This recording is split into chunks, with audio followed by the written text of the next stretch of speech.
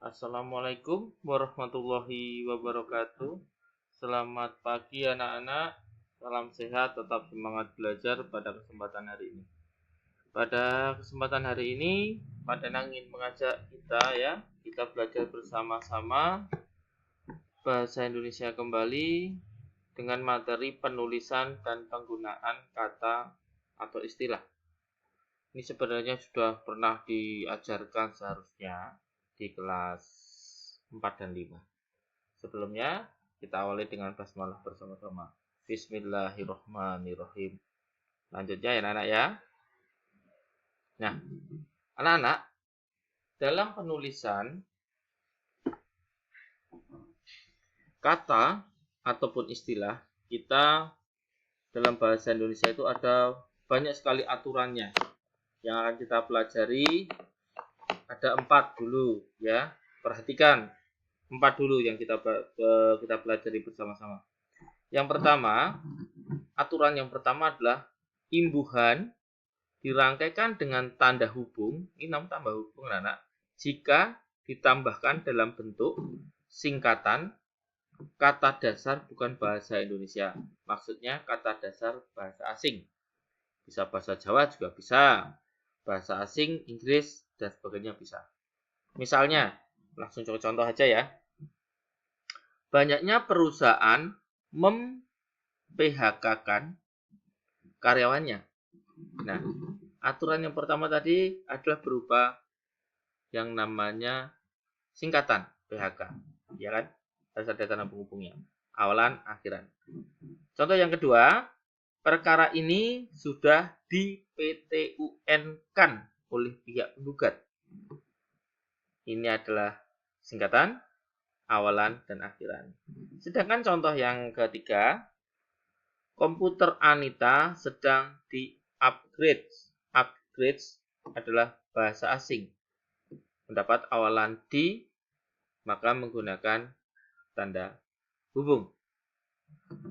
Berikutnya, contoh yang keempat adalah ia sedang merecall. Nah, recall itu adalah bahasa asing juga. Mendapatkan kata dasar bahasa asing menggunakan tanda penghubung. Aturan yang pertama ini mudah dipahami anak-anak ya. Sekarang kita lanjutkan untuk yang aturan kedua. Nah, anak-anak, aturan yang kedua. Jika bentuk dasar berupa gabungan kata, dua kata ya, gabungan kata, hanya mendapatkan awalan atau akhiran saja, maka penulisannya tidak dirangkai. Ini berhubungan gabungan dua kata, penulisannya sambung rangkai. Pisah atau dirangkai. Contoh, langsung ke contoh saja. Maksudnya ini seperti ini anak-anak. Contoh ya, penonton di Stadion Maguwo Harjo bertepuk tangan setelah pertandingan dimulai. Nah, di sini kata dasar pertama hanya mendapatkan awalan. Sementara kata dasar yang kedua tidak mendapatkan akhiran. Hanya satu. Seperti tadi dikatakan di sini, hanya mendapatkan awalan saja atau akhiran saja, ya kan? Ini mendapatkan awalan saja, makanya penulisannya tidak dirangkai. Contoh yang kedua, jangan sebarluaskan berita yang tidak benar. Sebar luas kata dasarnya. Yang mendapatkan akhiran adalah luaskan, akhiran an. Ya. Yang sebar tidak mendapatkan awalan, makanya penulisannya tidak dirangkai. Nomor 3, tolong garis bawahi hal yang penting. Ini yang mendapatkan awalan atau akhiran yang mana? Oh, kata yang kedua. I. Ya. Yang pertama tidak, maka penulisannya tidak dirangkai. Yang keempat, pengemudi itu bertanggung jawab terhadap korban kecelakaan. Bertanggung jawab. Tanggung hanya mendapatkan awalan, berjawab tidak mendapatkan akhiran, maka penulisannya dipisah. Mudah kan anak? Aturan yang ketiga. Nah, perhatikan. Jika gabungan kata, dua kata tadi, gabungan dua kata ya, menjadi dua kata, mendapatkan awalan dan akhiran sekaligus, maka penulisannya harus dirangkai. Contoh, Allah Subhanahu wa taala akan melipat gandakan pahala kita jika berbuat baik di bulan Ramadan. Nah, kata dasarnya kan lipat sama ganda. Nah, lipat mendapatkan awalan ganda, kata yang kedua gabungan tadi mendapatkan akhiran kan. Ditulis melipat gandakan, dirangkai ya. Alasannya karena kata yang pertama mendapatkan awalan dan kata yang kedua mendapatkan akhiran, seperti ini tadi. Mendapatkan awalan dan akhiran sekaligus bersama-sama. Penulisannya dirangkai. Contoh yang kedua sama, jangan menyebarluaskan berita yang tidak benar.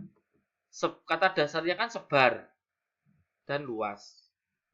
Sebar mendapatkan awalan luas mendapat akhiran kan, maka penulisannya dirangkai seperti ini. Bom atom menghancur leburkan kota Hiroshima dan kota Nagasaki. Nah, menghancur leburkan, kata dasar hancur lebur, dua gabungan katanya ini. Kata yang pertama adalah mendapatkan awalan kata yang kedua mendapatkan akhiran kan. Penulisan dirangkai seperti ini, menghancur leburkan. Yang keempat, ia mempertanggungjawabkan perbuatannya selama menjabat. Nah, ini tanggung jawab kata dasarnya. Mendapatkan awalan dan per. Dan akhirannya itu mendapatkan kan. Maka penulisannya mempertanggungjawabkan dirangkai. Dari aturan yang ketiga ini, mudah anak-anak. Kita lanjutkan ya ke aturan yang keempat. Nah, aturan yang keempat ini adalah jika salah satu kata sebagai kombinasi, maka penulisannya dirangkai. Di sini tidak harus, maaf ya, di sini tidak harus adanya awalan dan akhiran, tapi adanya kombinasi antara kata pertama dan kedua menjadi gabungan tadi. Contohnya adipati, paripurna, antar kota, olahraga, dwi warna, poligami, ekstrakurikuler, pramugari, antibodi, antibiotik, dan sebagainya. Masih banyak lagi. Nah, banyak sekali kata-kata yang sudah dikombinasikan tanpa awalan dan akhiran.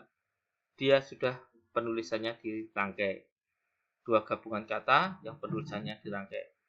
Ini contohnya, masih banyak. Ini Pak Danang ini. Nah, ini ada beberapa gabungan kata yang sudah benar dirangkai tanpa ada mendapatkan awalan dan akhiran setelah bersama atau contohnya. Ya, contohnya ini. Seperti tadi yang nomor 4 tadi. Ini Pak Danang buatkan. Sebenarnya masih banyak sekali. Tapi Pak Danang memberi gambaran supaya kalian menambah kosakata. Contohnya acap kali, ada kalanya, meskipun, kacamata, barangkali, beasiswa, pasca sarjana, sampai radioaktif, duka cita, paripurna, matahari. Ini adalah dua gabungan kata yang sudah benar dirangkai penulisannya tanpa menggunakan awalan dan akhiran sekaligus. Ya anak-anak, semoga pembelajaran kali ini mudah dipahami dan dimengerti. Ini untuk persiapan UASDA ya. Ini materi UASDA ini harus kalian pahami sekali. Jika ada belum paham, silahkan bisa hubungi Pak Danang secara langsung. Terima kasih.